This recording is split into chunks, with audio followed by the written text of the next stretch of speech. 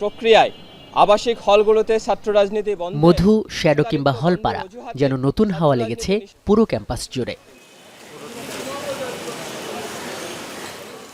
তবে ঢাকা বিশ্ববিদ্যালয় কেন্দ্রীয় ছাত্র সংসদ ডাকসু ঘিরে ভিন্ন এক ব্যস্ততা নবাব আলী সিনেট ভবনে। সামনে কয়েকদিনে যেটা আরও বাড়বে, কারণ এখানে ডাকসু নির্বাচনের প্রধান রিটার্নিং কর্মকর্তার কার্যালয়, যেখান থেকে সদ্য ঘোষিত তফসিল অনুসারে প্রতিদ্বন্দ্বিতার ফর্ম তুলছেন ছাত্রনেতারা। ভিপি থেকে সাধারণ সদস্য, কেন্দ্রীয় সংসদের প্রতিটি ফর্মের মূল্য ৩০০ টাকা। হল সংসদের ফর্ম গ্রহণ করা যাচ্ছে হলের অফিসগুলো থেকেই, সেটার দাম ২০০ টাকা। মঙ্গলবার ফর্ম বিতরণের প্রথম দিনেই প্রতিদ্বন্দ্বিতার লক্ষ্যে কেন্দ্রীয় সংসদের জন্য মনোনয়নপত্র তোলেন অন্তত ৭ জন। কিন্তু শুরুর দিনেই বিপত্তি হিসেবে ধরা দেন এই ছাত্রনেতা, কারণ তার বিরুদ্ধে নিষিদ্ধ ঘোষিত ছাত্র সংগঠন ছাত্রলীগের সঙ্গে সম্পৃক্ততার অভিযোগ। কর্মী থাকা অবস্থায় বা ছাত্রলীগের একজন সমর্থক থাকা অবস্থায় আমি এসএম হলে জিএস নির্বাচিত হয়েছি, এটা যেমন সত্য, একই সাথে তার পরবর্তী সময়ে আমি ছাত্রলীগ কিংবা নির্দিষ্ট কোনো দলকে সমর্থন করা বা সেবা দেওয়া থেকে বিরত হয়ে শিক্ষার্থীদের জন্য যে গত ৫.৫ বছর কাজ করেছি সেটিও সত্য।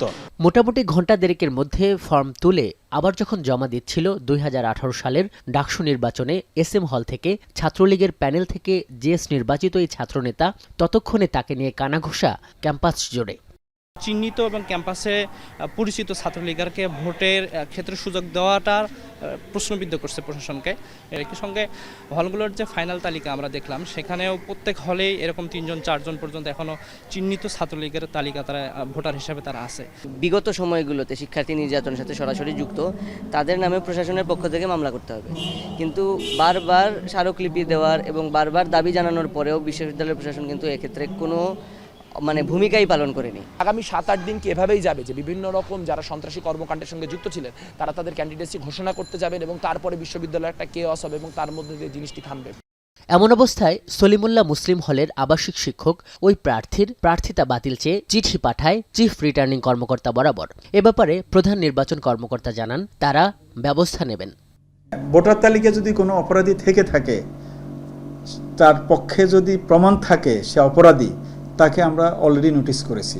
এটা একটা চলমান প্রক্রিয়া, তাকে আমরা বাদ দিব।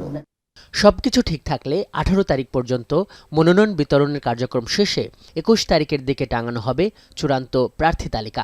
২৫ তারিখ প্রার্থিতা প্রত্যাহারের দিন শেষ হলে শুরু হবে ডাকসুর প্রচার প্রচারণা, যা শেষে ৯ সেপ্টেম্বর বহুল আলোচিত ডাকসু নির্বাচন।